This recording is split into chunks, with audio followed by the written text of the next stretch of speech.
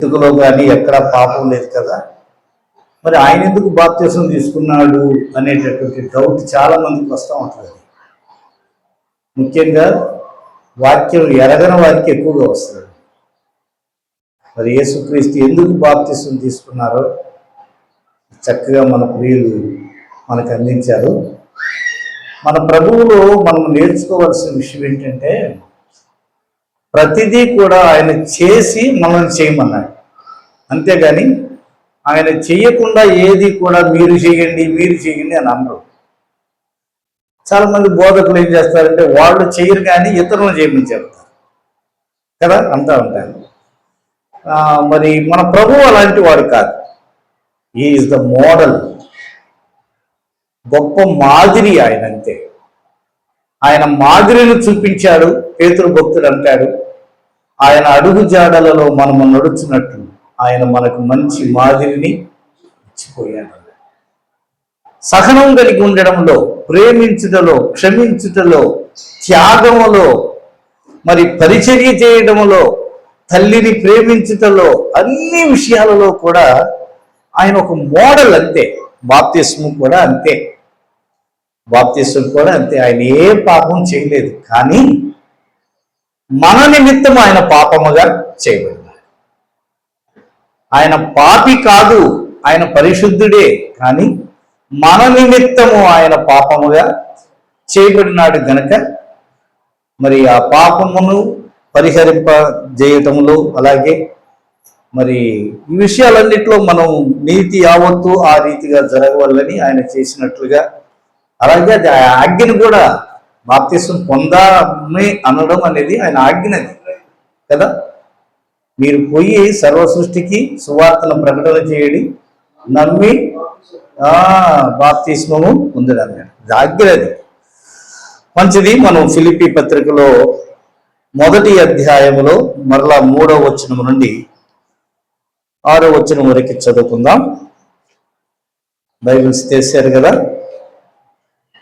3వ వచనము నుండి 6వ వచనం. మొదటి దినము నుండి ఇది వరకు సువార్త విషయంలో మీరు నాతో పాలువారై ఉండుట చూచి, మీలో ఈ సత్క్రియ ఆరంభించిన వాడు యేసుక్రీస్తు దినము వరకు దానిని కొనసాగించునని రూఢిగా నమ్ముచున్నాను.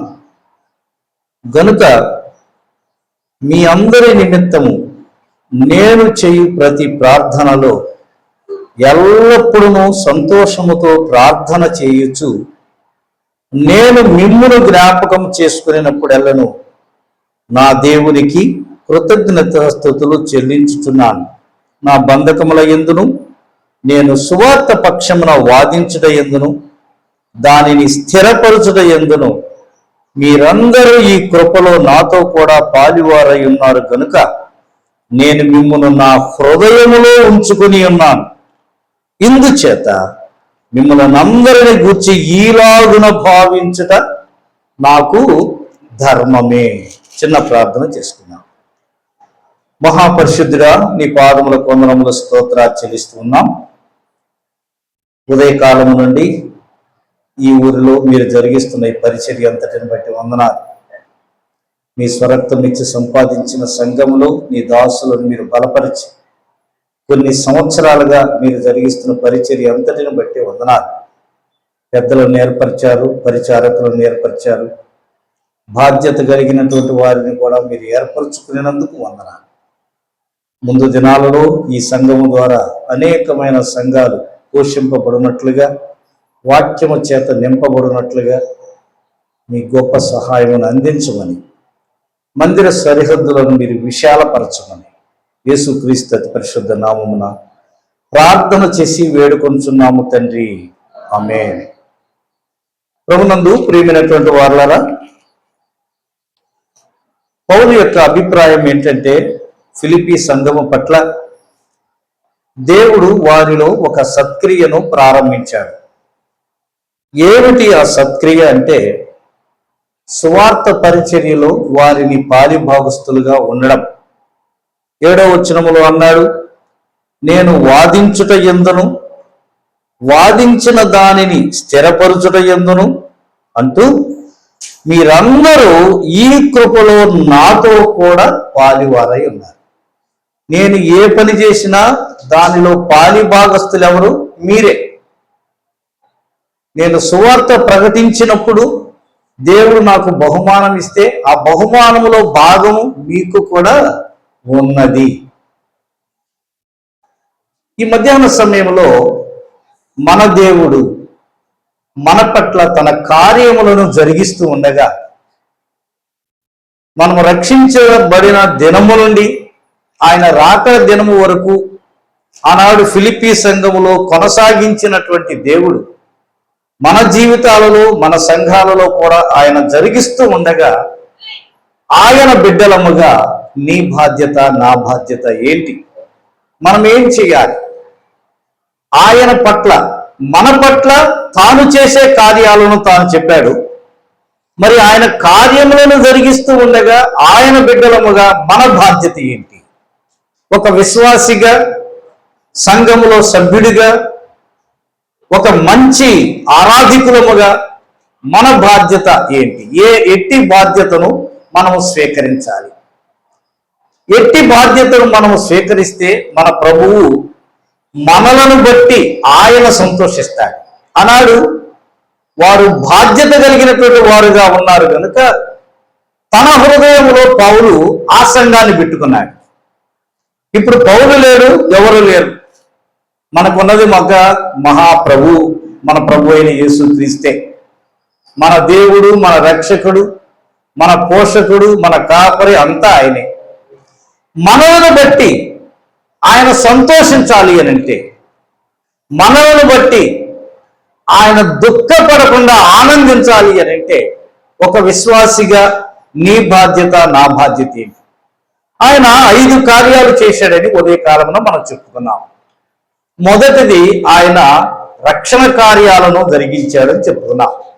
ఆయన రక్షణ కార్యాలు ఎలాంటివో, ఆ రక్షణ ఎలాంటిదో మనం తెలుసుకున్నాం.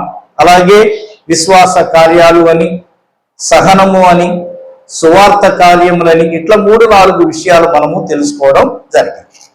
అంత మాత్రమే కాకుండా ఆయన మనకు రాకడ వరకు భద్రతనిచ్చే దేవుడు అని, క్షేమం ఇచ్చే దేవుడు అని, ఈ లోకంలో ఎవరి ద్వారా లభించినటువంటి భద్రత నీకు నాకు ఆ ప్రభువు ద్వారా మనము పొందుతూ ఉన్నామనే సత్యాన్ని మనం నేర్చుకున్నాం. మాత్రమే గాక మూడవదిగా ఆయన భద్రతనిచ్చడం మాత్రమే కాదు, ఆయన మనల్ని ముద్రించే దేవుడుగా ఉన్నాడు అని. అంటే ఇక దానిని చెరిపివేసేవాడే లేడు. ఎస్తేరు గ్రంథంలో అహశ్వేరోషును గురించి ఒక మాట రాయబడింది. రాజు శాసనము చేసి ముద్ర వేస్తే దాన్ని ఎవడు కూడా మార్చలేడు. ఆఫ్టర్ ఆల్ ఒక రాజు వేసినటువంటి ముద్రని ఎవడు మార్చకపోతే మరి దేవాతి దేవుడు మనపై వేసిన ముద్రను ఎవరు మార్చగలరు? ఎవరు తీసివేయగలరు? నీవు విశ్వాసాల నుంచి తొలగిపోతున్నావు అంటే అది నీ వలనే లేకపోతే నీ ద్వారానే దొరుకుతుంది. అంతేగాని ఎవరో వచ్చి నీ విశ్వాసాన్ని దొంగిలించరు. అందుకనే ఉదయకాలంలో బ్రదర్ ఒక మాట చెప్పారు, తాను నిలుచుచున్నవాడు పడిపోకుండా జాగ్రత్త ఎవరిది? వారిది. అంతేగాని బయటవాడిది కాదు.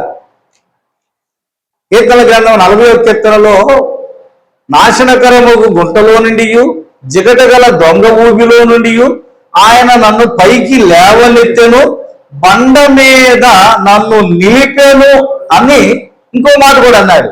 నా అడుగులను ఆయన స్థిరపరిచాడు అన్నాడు. ఆయన స్థిరపరిచే దేవుడు.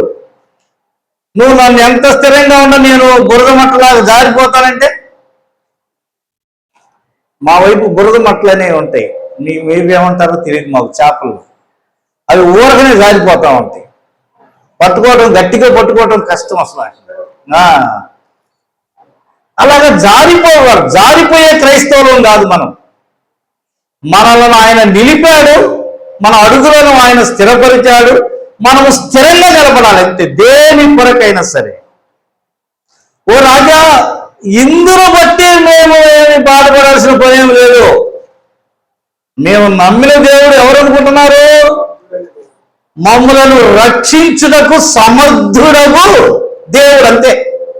ఒకవేళ ఆయన మమ్మలను రక్షించకపోయినా మేము మాత్రము నీవు నిలిపిన స్తూపానికి నమస్కారము చేయపో. ఎంత స్ట్రాంగ్ అండి నిజంగా. అసలు ఎంత స్ట్రాంగ్ అన్నారు. కుర్రోళ్ళే మళ్ళా యవనస్తులు అన్నాడు, బాలురు అని అన్నాడు. అంటే మహా అయితే 16-17 సంవత్సరాల లోపల వాళ్ళేమో మహా అయితే. మరి వాళ్ళలో ఎంత స్థిరమైన నిర్ణయం ఉందో చూడండి. ఎస్తేర్ అంటుంది, నేను వెళతా, నా కోసం ప్రార్థన చేయండి. నేను చత్తును, అంతేగాని నేను వెళ్ళకుండా మాత్రం మాననంతే. స్థిరమైన నిర్ణయం. మొర్దెకై అన్నాడు, యూదుడనైన నేను వానికి ఎలాగా వంగి నమస్కారం చేస్తాను? నేను ఛాలెంజ్ అండి. విశ్వాస జీవితం అనేది ఛాలెంజ్తో కూడినటువంటిది. చిన్న చిన్న విషయాలకే మనం జారిపోయే వారంగా ఉండకూడదు. సులువుగా చిక్కులు పెట్టు పాపాలు అన్నాడు. అవే చిన్నదే. అసలు నేను గమనిస్తూ ఉంటారు, కొంతమంది మీటింగ్లకు వస్తూ ఉంటారు, గమనిస్తూ ఉంటారు. బస్సులో పోయేటప్పుడు ఫోన్ మాట్లాడుతూ ఉంటాడు. ఎక్కడున్నావు అంటే వాడు ఉండేది అక్కడ బస్సులోనే, వాడు ఉండేది హైదరాబాద్లో ఉన్నానని చెబుతాడు. ఎంత ఈజీగా అబద్ధం ఆడతారు అసలు. నేను ఇప్పుడే బస్ స్టాండింగ్లో ఉన్నాను హైదరాబాద్లో. ఎంత అన్యాయం అసలు. ఆయన బిడ్డలముగా మనము మన విశ్వాసాన్ని మనం కాపాడుకుందాం. ఏ ఏ విషయాలలో మనము ఆయన రాకడ వరకు స్థిరంగా ఉండాలో పరిశుద్ధాత్మ దేవుడు లేఖనాల ఆధారంగా మనకు తెలియజేస్తున్నాడు. చూడండి, మొట్టమొదటిగా చూద్దాం. కొరింథీయులకు రాసిన మొదటి పత్రిక, ద బుక్ ఆఫ్ కొరింథియన్స్ 1, 11వ అధ్యాయం 26వ వచనం. కొరింథీయులకు రాసినటువంటి పత్రిక,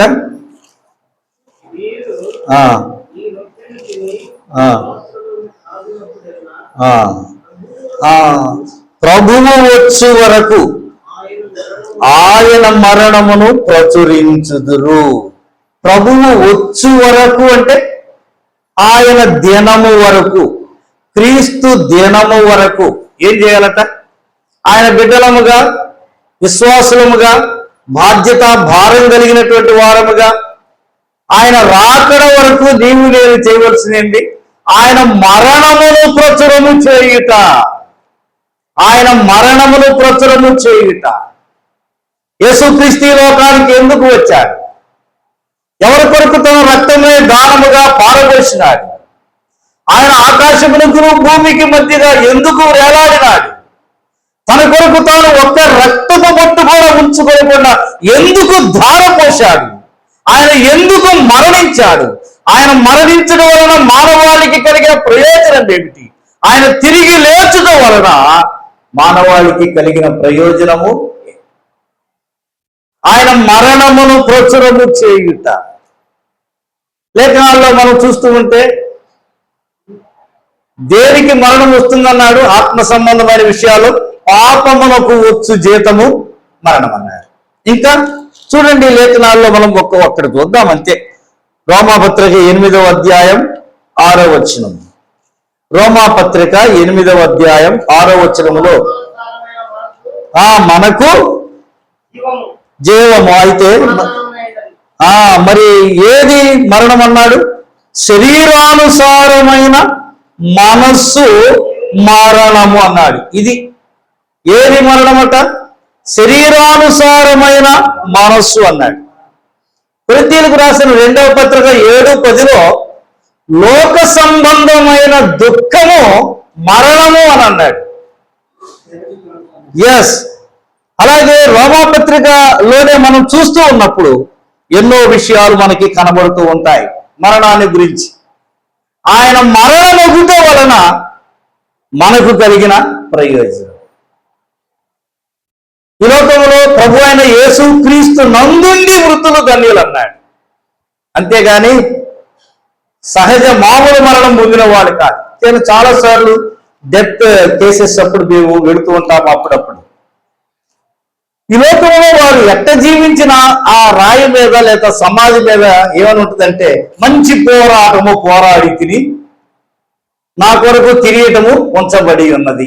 ఫలానా దేవమణి గారు లేకపోతే దయామణి గారు క్రీస్తునందు మృతి పొందిరు అన్నారు.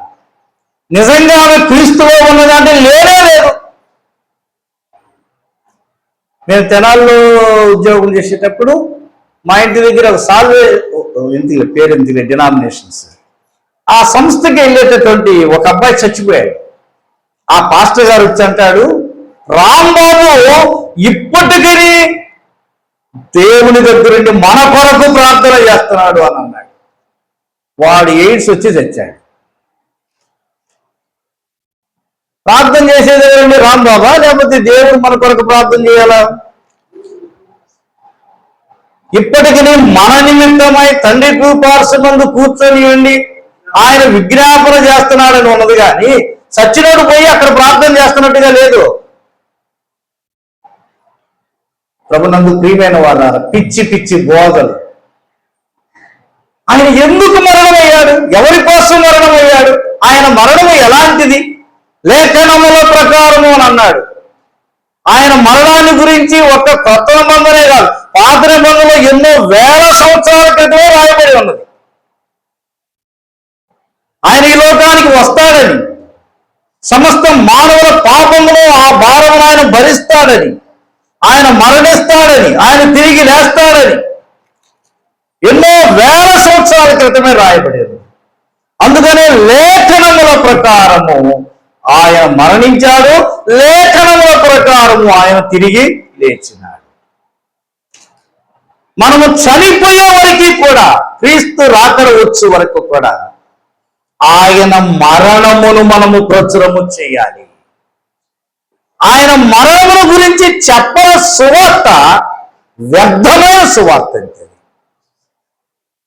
ఆయన మరణముల గురించి ప్రతి ఒక్కరికి చెప్పాలి. యేసుక్రీస్తు ఎందుకు మరణమయ్యాడు? యేసుక్రీస్తు ఎందుకు పాపముగా చేయబడ్డాడు? ఆయన మరణించడం వలన సమస్త మానవాళికి కలిగిన ప్రయోజనం ఏమిటి?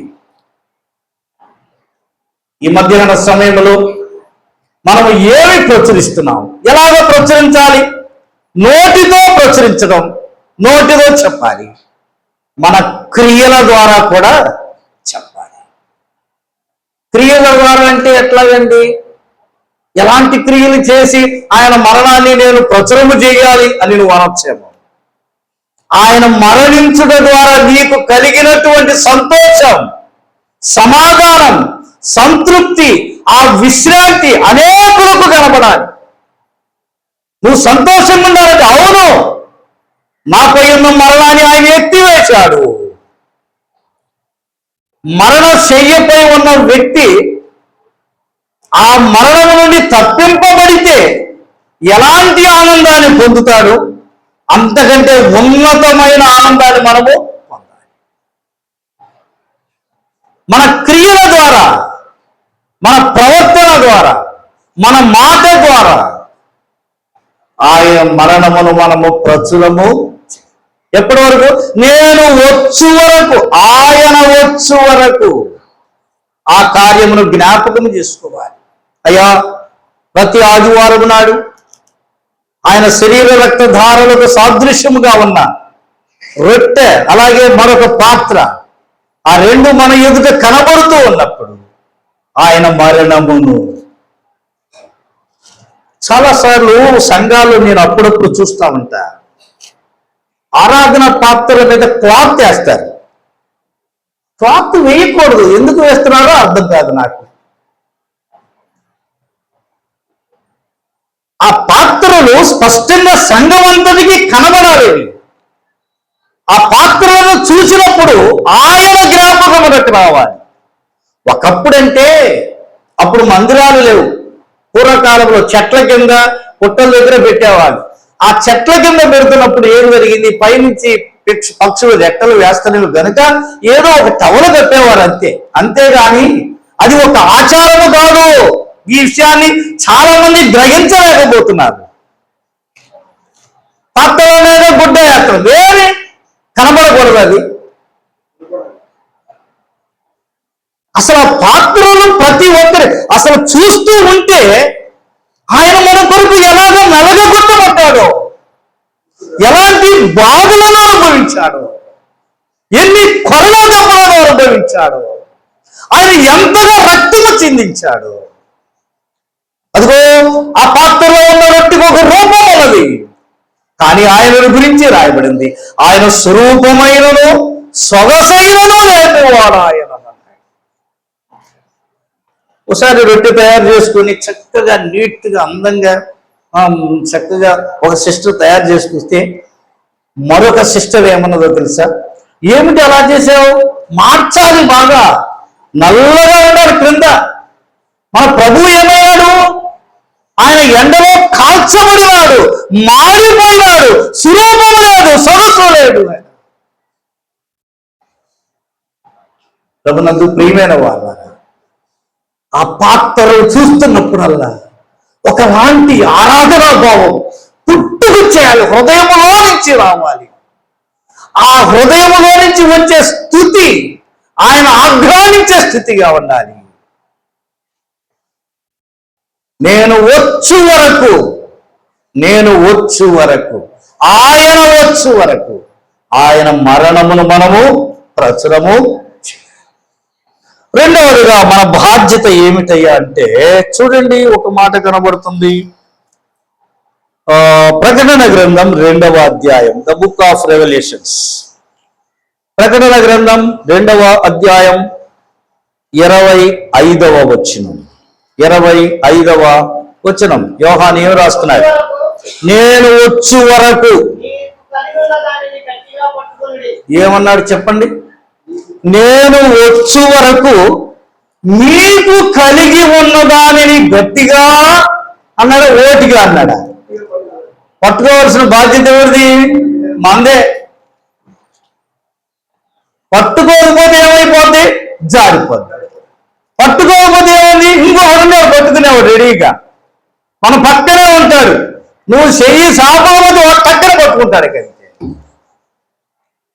వాడు దొంగ అయి ఉన్నాడు, వాడు దోపిడీగాడై ఉన్నాడు. ఎవరిని మృంగుదాని గర్జించు సింహములో వాడు తిరుగుతూ ఉన్నాడు. వాడు ఆయన మనకు ఏది ఇచ్చాడో దానిని ఏం చేయాలి? మనం ఆయన రాకడ వరకు గట్టిగా పట్టుకోవాలి. దాన్ని ఏమిచ్చాడు? ఆయన రక్షణను ఇచ్చాడు. ఈ రక్షణ తాను సృష్టించినటువంటి ఏ జీవికి లేదండి. ఉన్నదా? అసలు ఇన్ని మాటలు ఎందుకు? ఆయన దగ్గరే ఉండి దివారాత్రులు స్తోత్రాలు పూజించేటటువంటి దేవతలకు కూడా ఏమి లేదు, రక్షణ లేదు. ఎవరికి రక్షణ? పశువులకు లేదు, పక్షులకు లేదు, క్రూర జంతువులకు లేదు, జలచరాలకు లేదు, వేటికి లేని రక్షణ తన స్వరూపముతో సృష్టించిన ఈ మానవునికి దేవుడు ఇచ్చాడు. ఇంకా చెప్తాను, పాత నిబంధన భక్తులకు కూడా ఇంత గొప్ప రక్షణ దొరకలేదు. వారి కోసం యేసుక్రీస్తు చనిపోయాడా? యేసుక్రీస్తు ఎవరి కోసం చనిపోయాడు? అబ్రహాం కోసం చనిపోయాడా? లేదే. వారందరూ విశ్వాస వీరులు. పాత నిబంధనలో మర్మముగా ఉన్న క్రీస్తు క్రొత్త నిబంధనలో ప్రత్యక్షపరచబడినాడు. నిజంగా నీవు నేను ఎంత ధన్యులం అండి. నిజంగా ఈ ధన్యత ఎన్ని కోట్లు పెట్టుకుంటే వస్తుంది చెప్పండి? ఎవరు ఇవ్వగలరు రక్షణ? ఎవరు చనిపోగలరు నీ కొరకు, నా కొరకు? ఎవరు మరణించగలరండి? ఈ పాపి కొరకు ఎవరు మరణించగలరు? ఒక్క దెబ్బ వేయగానే వాడు అడ్డం పడ్డాడంట. ఒక సినిమాలో ఒక నటుడు యేసుక్రీస్తుకి వేసినాడు, పేరెందుకులే, నన్ను నిజంగానే కొట్టండి అన్నాడంట. The passion of the Christ లో ఉన్నటువంటి ఒక వ్యక్తి, వద్దు వద్దు వద్దు వద్దు వద్దు అన్నారంట. లేదు కొట్టాల్సిందే అని అన్నాడు. కరోనా తీసుకొని ఒక్క దెబ్బకే అన్కాన్షియస్ లోకి వెళ్ళిపోయాడు. ఏమండి ఎందుకంటే ఇంత పిచ్చి పని చేశారు అని అడిగితే, అతను నేను చేసింది పిచ్చి పని అని చెప్పడం వల్ల ఒక్క దెబ్బకే నేను ఇట్ట అడ్డం పడిపోయాని నా ప్రభు ఎన్ని దెబ్బలు తిన్నాడు. నా ప్రభు ఎన్ని కొరడా దెబ్బలను ఆయన అనుభవించాడు. ఒక్కసారి జ్ఞాపకం చేసుకున్నా ఆయన పొందిన దెబ్బలు. అక్కడ ఆయన పొందిన దెబ్బల ద్వారా మనకేం కలిగింది? స్వస్థత. పనిష్మెంట్ ఏమో ఆయనకి, లాభమేమో మనకి. ఎంత గొప్ప కార్యం ప్రభు నందు ప్రియమైన వారు, మీకు మనకు ఏదైతే ఇచ్చాడో దాన్ని మనము గట్టిగా పట్టుకోవాలి. దానిని విడిచిపెడితే దానిని తిరిగి పొందడం అనేది చాలా కష్టం. పోగొట్టుకునే దానిని మనము తిరిగి పొందడం చాలా కష్టం. ఈ మధ్యాహ్న సమయంలో ఒక విశ్వాసిగా నీవు నేను ఆయన ఇచ్చినటువంటి దానిని జాగ్రత్తగా కాపాడుకున్నాం. ఆయన మనకు ఉచితంగా ఇచ్చారండి కదండి. మనం డబ్బులు పెట్టుకున్నావా రక్షణని? రక్షణ మనం డబ్బులు పెట్టుకున్నావా? ఏమన్నాడు కీర్తనీయుడు? మీరు కృప ద్వారానే రక్షింపబడినారు అని అన్నాడు, ఉచితముగా. అపోస్తల కార్యముల గ్రంథం అయితే విశ్వాసము ద్వారా రక్షణ అన్నాడు. విశ్వాసము ద్వారా. అపోస్తల కార్యముల గ్రంథంలోని ఆయన నామమున ప్రార్థన చేయు వారందరికీ రక్షణ దొరికెను అని అన్నాడు. ఇవన్నీ ఉచితంగా వచ్చినాయే. సైడ్గా ఉచితంగా వచ్చిందంటే మనకు చాలా అలుసు కదండి, చాలా అలుసు. మీరు బస్సులో ఎక్కడికైనా ప్రయాణం చేయండి, మీకు ఉచితం. ఇక బయలుదేరారండి, ఇక ఏ స్టేజ్లో చూసినా ఆడవాళ్లే. డబ్బులు పెట్టేవాడేమో నిలబడి ఉంటున్నాడు, ఉచితంగా వెళ్ళేవాడు ఎలా వెళ్తున్నారు? దర్జాగా కూర్చొని నెట్టి పడేస్తున్నారు మగవాళ్ళని. ఈ బలం ఆడవాడికి ఎక్కడి నుంచి వచ్చిందో మరి. తన్నుకోవడం గుద్దుకోవడం వాళ్ళలో వాళ్ళే. అబ్బాబ్బా ఏం ఫైటింగ్ బస్సుల్లో. జుట్లు పట్టుకుంటున్నారండి మనకు గుంటూరులో. అసలు సివిలైజ్డ్ పీపుల్ అయ్యింది. ఎంత విచారకరమైన విషయం. అందుకని ఏ పని లేకపోయినా, ఇదిగో నేను కనీసం బయటికి వెళ్ళి కూరగాయలు చేస్తాను, లేదంటే అక్కడ పొన్నూరు వెళ్ళొద్దాం. ఎక్కడికి? 10 కిలోమీటర్ల దూరం పొన్నూరు మార్కెట్కి. నేను కార్డు ఉంటే చాలు దేశం అంతా తిరిగి వస్తానంటున్నాము, రాష్ట్రం అంతా. ఎంత రక్షణ ఉచితమే, కానీ ఇది అత్యంత విలువైనటువంటిది. ఏమన్నాడు? మీరు విలువ పెట్టి కొనబడిన వారు అని అన్నాడు. అన్నాడా లేదా? రక్షణ యొక్క విలువ మనము ఎవరము క్యాల్కులేట్ చేయడం అంతే. రక్షణ ఇచ్చిన దేవుడు, దానిని మనము గట్టిగా పట్టుకోవాలి. అంతేకాదు, తిమోతికి రాసినటువంటి మొదటి పత్రికలో మరొకటి కూడా అక్కడ రాయబడి ఉన్నది. చూడండి, తిమోతికి రాసిన మొదటి పత్రిక 4వ అధ్యాయం. తిమోతికి రాసినటువంటి మొదటి పత్రిక 4వ అధ్యాయము 17వ వచనము. నిన్ను గూర్చియు నీ బోధన గూర్చి జాగ్రత్త కలిగి ఉండుము, వీటిలో నిలకడగా ఉండుము. నీవు ఇలాగున చేసి నిన్నును నీ బోధ విను వారిని కూడా నీవు భక్తి విషయంలో కూడా జాగ్రత్తగా ఉండాలి. బోధ విషయంలో కూడా గట్టిగా పట్టుకోవాలి. నువ్వు చెప్పేది నువ్వు అనుసరించాలి, ఆ తర్వాత ఎదుటోళ్ళకి చెప్పాలి. అలా కాకుండా నేను చెయ్యను మీరే చేయండి అంటే కాదు.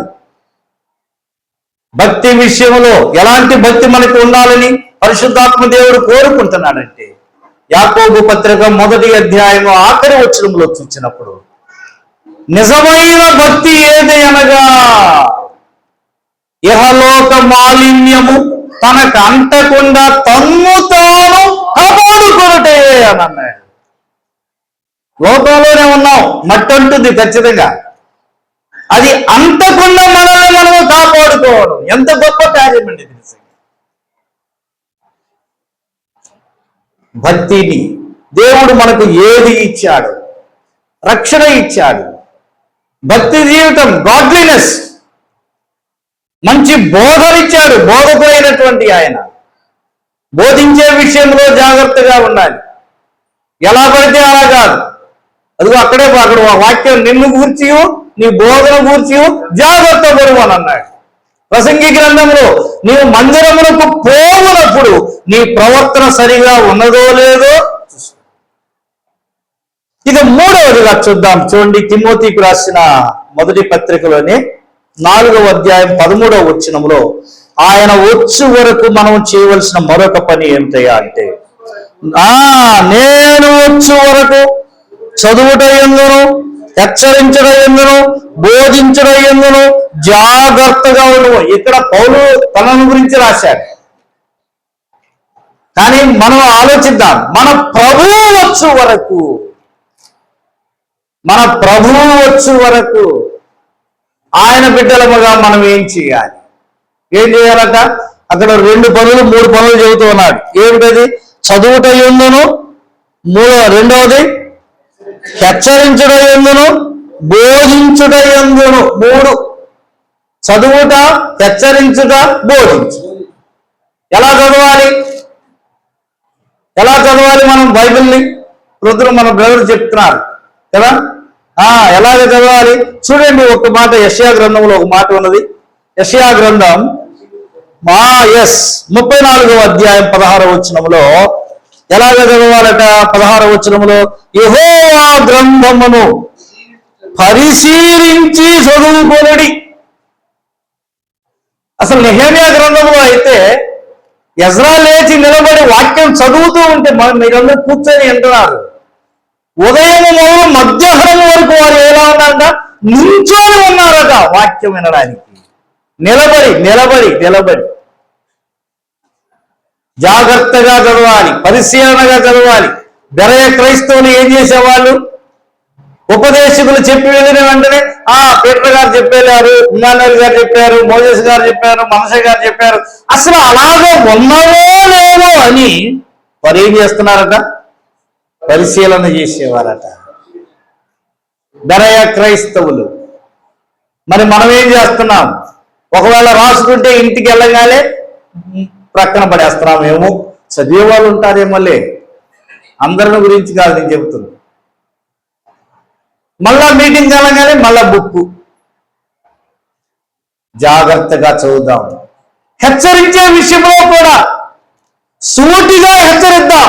సూటిగా. కొన్నిసార్లు హెచ్చరించినప్పుడు కష్టాలు వస్తాయి. బాప్తిస్మం ఇచ్చి యోహాను హేరోదుని హెచ్చరించాడు. నేను ఆ మాట చెప్పను, నువ్వు చేసిన పని సరికాదు అని అన్నాడు. తలకాయ తీసేయబడింది. హెచ్చరించాడా లేదా? హేరోదు నువ్వు చేసిన పని సరికాదని. వాక్యంలో హెచ్చరిక ఉండాలి. ఈ దినాలలో హెచ్చరిక చేయాలంటే భయం వేస్తుంది. ఆలస్యంగా వస్తున్నామని దయచేసి ఏ ఒక్కరు కూడా ఆలస్యంగా రావద్దు. దైవ సన్నిధికి ముందుగా రావాలి. 9 గంటలకు ఆరాధన అంటే 5 నిమిషాలు తక్కువ 9ంటికే ఉండాలి అని చెప్పడం కూడా పాపం అయిపోతుందండి ఈనాడు. మాకే చెప్పాడు నీకేమయ్యా నువ్వు వస్తావు, మేము 2 పిల్లలు సవరించుకోవాలి, మరి అంత సర్దుకొని వచ్చేటప్పటికి లేట్ అయ్యిద్ది. ఆరాధన మధ్యలో వస్తాం అవసరం అయితే అన్నారు కాబట్టి నేను చెబుతున్నాను. దైవ సన్నిధికి వచ్చే విషయంలో జాగ్రత్తగా ఉన్నాం. హెచ్చరించినప్పుడు సరి చేసుకుందాం, అంతేకాని తిరస్కరించడం విశ్వాస రక్షణము కాదు. ఆయన వచ్చు వరకు అన్నాడు. ద్వితీయోపదేశకాండం 15వ అధ్యాయం 22వ వచనంలో నీ బ్రతుకు దినములన్నిటను అని అన్నాడు. నువ్వు బ్రతుకు ఎంతకాలం అన్ని దినాలు నువ్వు చదవాల్సిందే. దాన్ని ఎంత మంచి మాట అన్నాడండి. మరొక మాట చూద్దాం. చూడండి, కొరింథీయులకు రాసినటువంటి మొదటి పత్రిక 4వ అధ్యాయం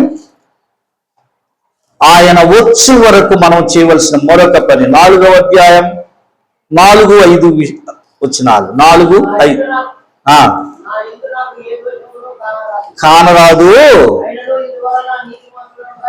ఇందువల్ల నాలో ఏమి తప్పు లేకపోయినా నేను ఇందుని బట్టి నేను నీతిమంతుడని చెప్పుకోను. ప్రభువే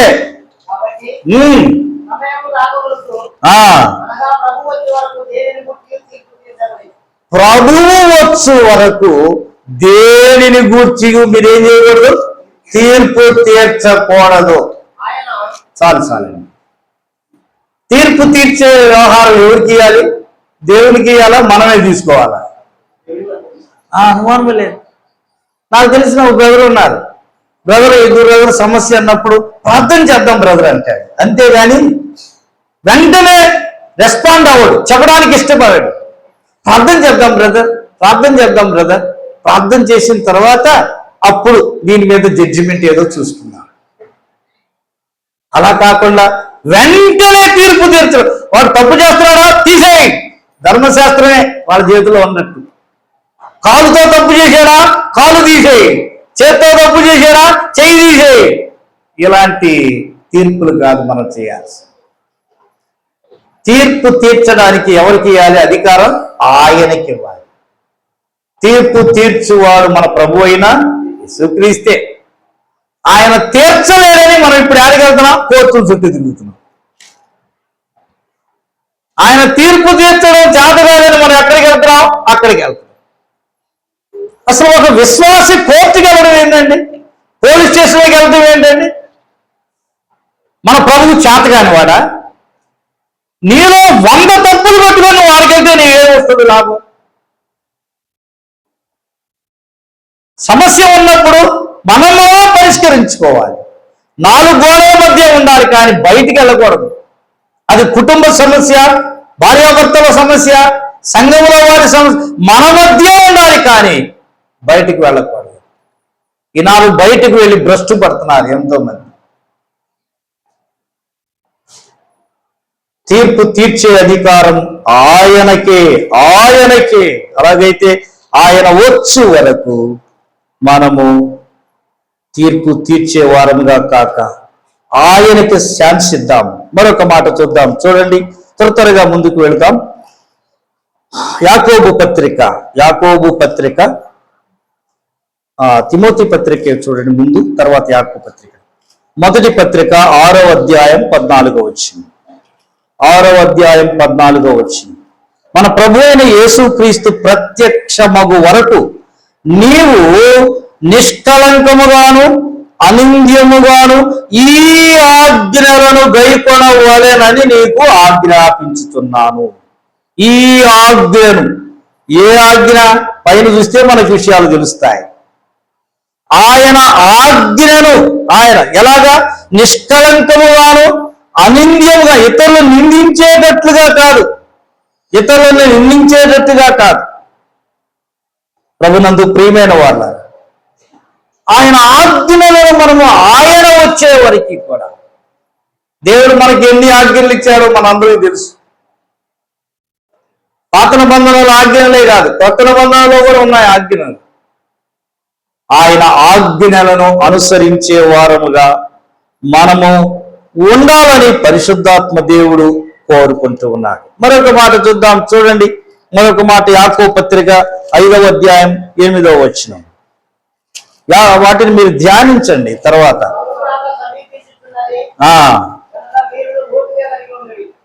ప్రభువు రాకడ సమీపించుచున్నది కనుక మీరు ఎలాగ ఉండాలట? సహనము కలిగి ఉండుడి, అంటే నిరీక్షణ కలిగి ఉండుడి. ప్రభు వచ్చే వరకు కూడా మనం ఎలా ఉండాలట? నిరీక్షణ కలిగి ఉండుట, ఓర్పు కలిగి ఉండుట. ప్రసంగి గ్రంథంలో ఓర్పు గొప్ప కార్యములను జరిగించును. తిమోతికి రాసిన మొదటి పత్రికలోని 6వ అధ్యాయం 11వ వచనములో ఓర్పు అంటున్నాడు. సంపాదించుట కొరకు ప్రయాసపడుము. ఓ తిమోతి, నువ్వు ప్రయాసపడు. అలాగైతే ఆయన వచ్చే వరకు.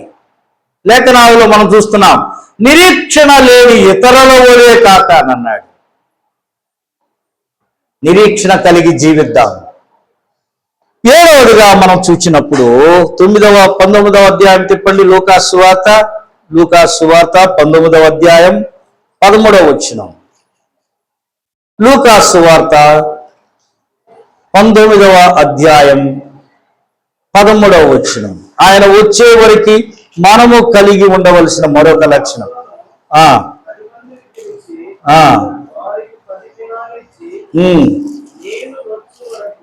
నేను వచ్చు వరకు వ్యాపారము చేయుడని వారితో, ఆయన వచ్చే వరకు కూడా మనము వ్యాపారం చేయాలి. ఏ వ్యాపారం? ఈ బిజినెస్ కాదు, ఆత్మల వ్యాపారం. ఆత్మలను సంపాదించుట, ఆత్మలను దేవుని కొరకు తీసుకొని వచ్చుట. స్పిరిచువాలిటీ, ఆత్మీయత, ఆత్మలను రక్షించేటటువంటి విధానం, ఆత్మలను దేవుని వద్దకు నడిపించే విధానం, ఆత్మల కొరకై ప్రయాసపడుట. ఒక్క ఆత్మ కొరకు ప్రభు అయిన యేసుక్రీస్తు ఈ దరి నుండి ఆ దరికి వెళ్ళినట్లుగా మనం చూస్తూ ఉన్నాం కదండి. ఇద్దరి నుండి అద్దరికి, గెరాసేనుల దేశం, సేనా దయ్యం పట్టినటువంటి వారి కోసం వెళ్ళాడు. వాళ్ళు అక్కడ నుంచి వాళ్ళు స్వస్థపడిన పిమ్మట వాళ్ళు ఆయన్ని పంపివేసినట్టుగా మనం చూస్తున్నాం. అయ్యో, నువ్వు ఇక్కడ ఉండడానికి వీల్లేదు. ఒక్క ఆత్మ కొరకు సుకారణ మౌలి వద్దకు ఆయన వెళ్ళాడు. మరి మనం ఎంత ప్రయాసపడుతున్నాం? ఎలాగోనది మన బిజినెస్? డబ్బు సంపాదించడమే వ్యాపారమా? మోసం చేయడమే వ్యాపారమా? ఆత్మల కొరకు మనం ఎంత ప్రయాసపడుతున్నాం? ఈ సంవత్సరం ఎంతమంది ఉన్నారో వచ్చే సంవత్సరం కూడా అంతమంది. ఎదుగుదల ఎక్కడ ఉన్నది? కనీసం మన కుటుంబంలో ఉన్నవారైనా వస్తున్నారా? భార్యాభర్తలు వచ్చి ఆరాధన చేయగలుగుతూ ఉన్నామా? ఒక్కసారి పరిశీలన చేసుకోవాలి. ఆయన మన కొరకు ఎన్నో చేశాడు, మరి ఆయన కొరకు మనం ఎంత చేయాలి? ఆయన మనకు ఏది ఇచ్చాడో దానిని జాగ్రత్తగా పట్టుకోవాలి. ఆయన వచ్చే వరకు కూడా ఆయన మరణమును ప్రచురము చేసేవారముగా ఉండాలి. చేస్తున్నామా? పరిశీలన చేసుకుందాం. ఆయన వచ్చే వరకు కూడా వాక్యాన్ని బాగా చదవాలి, హెచ్చరించాలి. వాక్యములో అనుభవం వచ్చిన తరువాత ఆత్మ నడిపింపుతో కూడిన బోధ చేయాలి. చేస్తున్నామా? పరిశీలన చేసుకుందాం. ఆయన వచ్చే వరకు కూడా ఎవరికి మనము తీర్పు తీర్చేవారముగా ఉండకూడదు. ఒక ఆయన అన్నాడు, ఇట్లా ఒకేరు అటువైపు చూపిస్తే 4 ఏళ్ళు ఎటువైపు చూపిస్తున్నాయంట, మన వైపే చూపిస్తున్నాయంట. నువ్వు సరిగా ఉండి ఎదుటికి తీర్పు తీర్చు. నువ్వే సరిగా లేవు.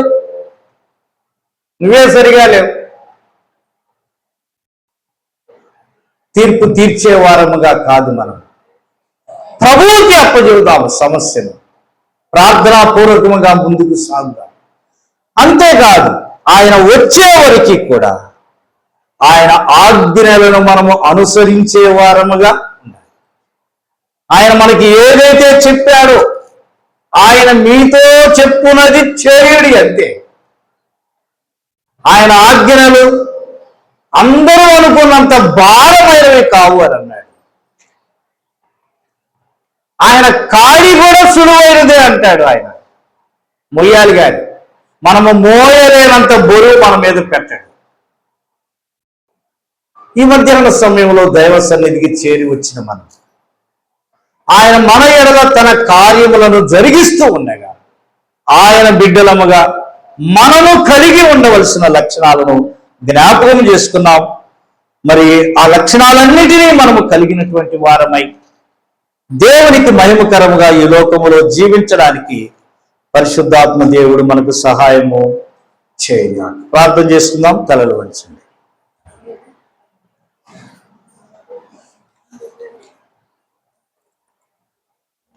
మహాపరిశుద్ధుడా, నీ పాదములకు వందనములు స్తోత్రాలు చెల్లిస్తూ ఉన్నాం. మీ బిడ్డలమైనటువంటి మా పట్ల మీకున్న ప్రేమ ఎంత గొప్పదో, మీరు మాయలో చేసిన కార్యాలు ఎంత గొప్పవో జ్ఞాపకం చేసుకున్నాం ఉదయకాలంలో. ఈ లోకములో మీరు మమ్మల్ని రక్షించకపోతే ఎవరు రక్షిస్తారు తండ్రి? మహాదేవుడు అయినటువంటి నీవు మహోన్నతమైనటువంటి కృపతో మమ్మల్ని రక్షించారు, మీకు వందనాలు. మాకు కావలసిన భద్రత ఇచ్చారు, మీకు వందనములు, స్తోత్రాలు.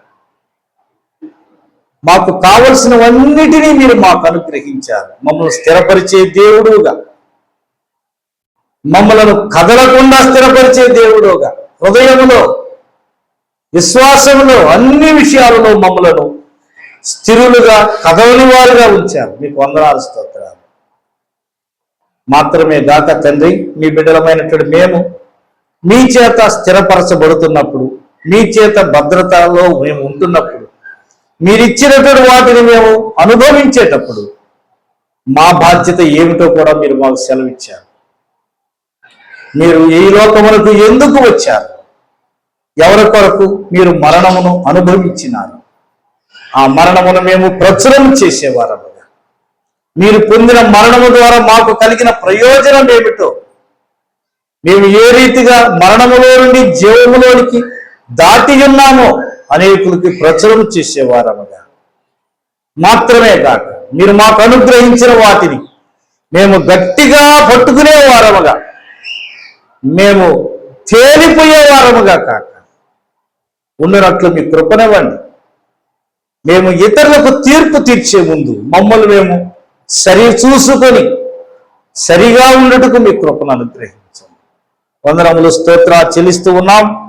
మరి ఈ గ్రామంలో మీరు ఏర్పాటు చేసినటువంటి ఈ సంఘం అంచెలంచెలుగా అభివృద్ధి పొందినట్లుగా మీ రాకడ వరకు మీరు నిలిచి ఉంటే, మీరు మమ్మలను మాపై ఏ భారమైతే ఉంచారో ఆ భారమును మేము చక్కగా మేము మోస్తూ, మీరు మాకు అనుగ్రహించినటువంటి వాటిని అనుభవిస్తూ అనేకులకు వాటిని పరిచయం చేసేవారముగా, మీ కొరకు జీవించే వారముగా మేము ఉండుటకు మీ కృపనే ఉమ్మని నీ దాసుడు ప్రయాసపడుతూ ఉండగా వాని ప్రయాసకు తగిన ఫలితాన్ని మీరు అనుగ్రహించమని యేసుక్రీస్తు అతి పరిశుద్ధ నామమున ప్రార్థన చేసి వేడుకొంచున్నాము తండ్రి. ఆమేన్.